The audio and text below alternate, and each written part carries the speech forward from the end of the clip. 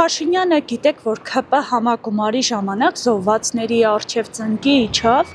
ըստ ձեզ այս քայլով ինչ փորձ է ցույց տալ Նիկոլ Փաշինյանը։ Էլ մեկը ես չգիտեմ, բայց գիտեմ, որ երեխանցը անտեղի զոհաբերեցին։ Ծնկի իջավ, բայց սրատակ ուրիշ բան կա, աղջիկ ջան։ Գրադիչան պաշտպանեց։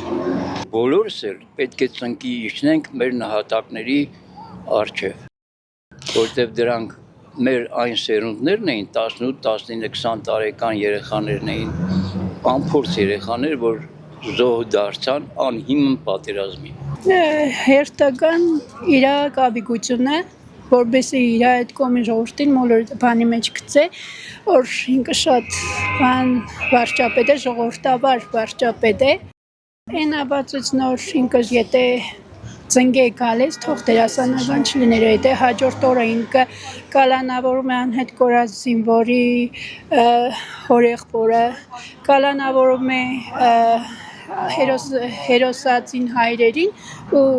իր այդ ծնգի գալը բացարձակ իմաստ չունի։ Իմ կարծիքով նա պարտական էր պիտի աներ։ Ես չեմ հասկանում ինչ նպատակով արեց։